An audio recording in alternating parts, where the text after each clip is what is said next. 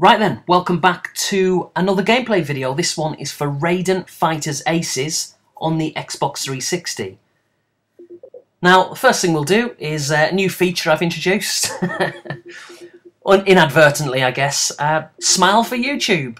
So if you see your name on there, then you're on YouTube. Brilliant, that was worth it, wasn't it? So yeah, this is the first thing I notice actually on this is that I've set the contrast quite high. Accidentally, of course. So if the screenshots, if the graphics, if the picture appears too bright, then you know why. I guess lesson learned for next time. So yeah, I've recently picked this game up, as you may well have seen in my previous pickup video. Now, this one holds its value. You know, it fetches a steady $20–25, which is pretty unusual, I guess, for a game which is 4 years old. Came out in 2008 in Japan and 2009 in the US. Now, it's funny because apparently there's still no release for a PAL conversion, although there's constant rumours that a German publisher is trying to get it released, but I really can't see it happening anytime soon. So as you can see by the footage, I am one fast game player. Hold the record for the fastest player of Raiden in the universe. No, obviously not. It's just, I guess, a problem with the editing. Something to do with iMovie, and yeah, it doesn't last long, so don't worry. It probably only lasts for another maybe 10–15 seconds, and then the rest of the video's fine. But for some reason, the first 20–30 seconds of gameplay, it was all sped up, and I have no idea why. So I've got to be honest, when it comes to top-down shooters, vertically or horizontally, however they come out, I do like playing them. But I am rubbish at them, and you're going to see some truly ridiculous deaths in this game. Truly ridiculous and amateurish. You know, that I'm sure if you're watching this, you're really good at them, and you'd never fall, you know, fodder to some of the deaths that happen on here. But, you know, what can I say? I'm not very good at these games. I do like playing them. I don't play them as much as I should, but I tell you what, going back to this game for the first time in a long time, I've really enjoyed it. It's made me want to go out and, you know, repurchase the likes of Death Smiles and Raiden 4, I think, is another one, and several others. And I think the 360, rather than the PS3, certainly that I've seen so far, is definitely the place to get your shooters. So at this stage, I'll point out that Raiden Fighters Aces is essentially made up of 3 games. The first one is just Raiden Fighters, which is originally a 1996 release, and that's what this one is here. It's not going to last for long. Because I'm rubbish at it, and you'll probably see the most ludicrous fail ever coming up. And, well, there you go, that was good timing, wasn't it? As you see, succumbed to that orange glowing tank on the right-hand side. But it leads me on nicely anyway, because like I say, that was Raiden Fighters. The second one, which I'm going to play here, is Raiden Fighters 2, which came out a year later, in 1997. But I guess I should say Raiden Fighters 2 Operation Helldive, to give it its official title. Now, what I noticed, or have noticed so far from my very brief playthrough of the sequel, is that it's obviously bigger and better than the first one. You get more ships, double the amount, I think more than double the amount, quite frankly. But just like the first one, in fact, just like all 3, I didn't notice a massive difference in regards to the performance of the ships that you can choose. They've all got different colours, they've all got different names, they've all got different weapons. But in terms of manoeuvrability, pretty much the same. Speed, about the same. Performance, ultimately just the same. But like I say, in terms of different weapons, it's nice just to play through them all and essentially just keep going until you find one which suits you. Now, I can just see fans of these kind of games up in arms when I say this. But to me, this is a bullet hell game. Now, it's probably a mild version of one because I've seen some truly awesome ones that look so difficult, it's insane. But to me, and you've got to remember, I'm not a massive fan of these games. That's not because I don't like them, but I just haven't really played that many. And to me, this is bullet hell. But one of the things that I've noticed is that the bullets are so well concealed. They just come out at you when you're least expecting it.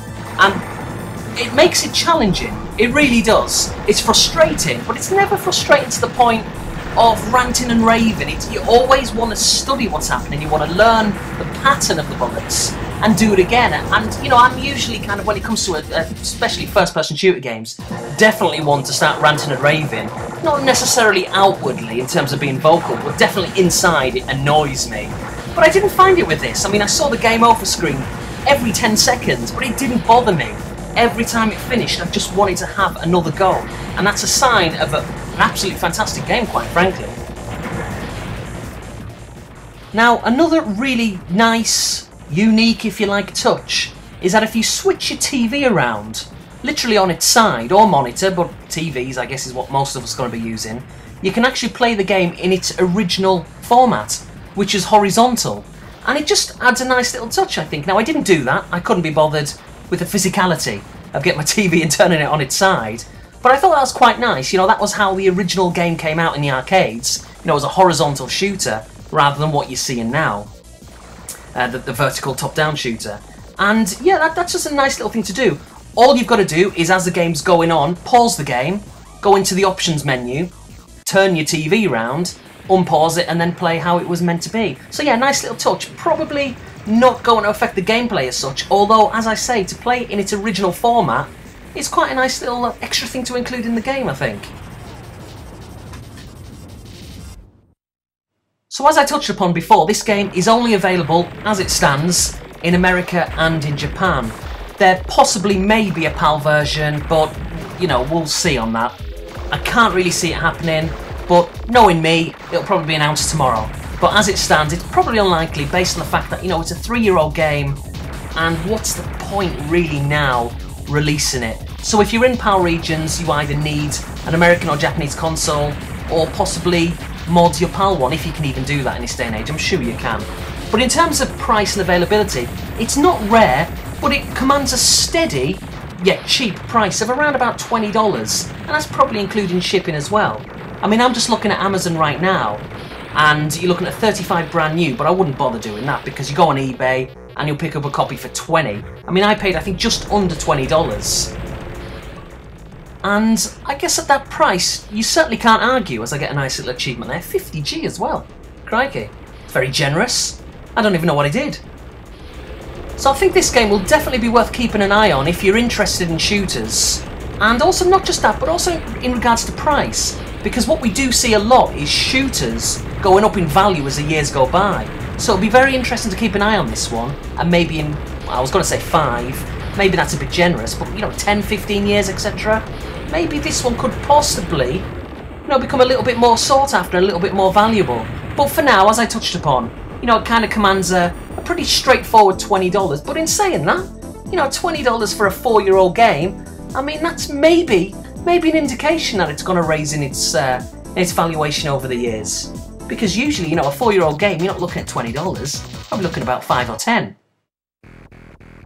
Now, before we move on to Raiden Fighters Jet, which is the 3rd in the series, you might have just saw there that after you've finished a game, you get the choice or the chance, the opportunity to save the footage to watch it back. I guess I don't have to because I'm recording it, so I can just watch it back now. But that's a nice little touch. I mean, you know, if you're really hardcore about your shooters and you want to learn the patterns of the bullets, then that's a great way to study it and get better, I guess. So now we move on to Raiden Fighters Jet. Like I said, this is the 3rd and last in the series on this particular compilation. And I've got to be honest, first of all, I think it's brilliant. All the games are fantastic, immensely playable, highly addictive, and have definitely got the element of just one more go. But my initial reaction when I first played this was that it seemed quite primitive. Now, this one came out in 1998, as opposed to the previous two, which were 96 and 97 respectively. And I don't know why, but it looked a little dated in comparison to the ones which came out before it. But that could have been just, I don't know, my initial reaction, which was wrong. I don't know. But like I say, first impressions, that's what it was. But it just plays like all the others, highly addictive, and you're going to see the game over screen a lot. What can I say? Now, you get the same amount of ships, I think, in the 3rd game as you do in the 2nd. So it hasn't really evolved there. It's essentially the same kind of game as I spectacularly fail at the bottom there, with a bullet that was going at like half a mile an hour. I think if you watch that back, it was literally half a mile an hour. But somehow I just allowed it to hit the ship. But yeah, there's not many negatives I can say about the game, and the only one that springs to mind is one that I touched upon before, and that's how a lot of the bullets are sometimes clouded. You know, literally, ironically, by clouds sometimes, or by other bullets or the colours that are flashing on the screen, and you can't really see them. They're well concealed, I think, is how I described it earlier on. So they can prove frustrating. But it never gets to the point of, you know, getting the controller and throwing it down in anger. Or even just particularly getting angry while you're playing. You know, it's always kind of your fault. You get the impression that, you know, you can prevent that from happening the next time you play it, you know, if you study the pattern of the bullets.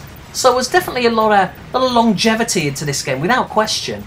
And the fact that there's 3 games on the compilation as well. The fact that it's only $20, I'm sure it's going to rise as the years go by. But it's just brilliant. It's old school arcade fun, and something as I get older I'm really starting to reappreciate again. I mean, don't get me wrong, I love the 360, I love the PlayStation 3, I love current gen graphics, I'm sure I'm going to love all the future gen graphics as well for that matter. But I'm really starting to appreciate all this kind of stuff, the older games. I say older, I mean this is, you know, like the late 90s. The only other thing I'll say is the soundtrack. It's kind of like a drum and bass, kind of high octane stuff. Certainly not for everyone. I mean, I don't mind that kind of music. It fits in well with this kind of, you know, high-speed game.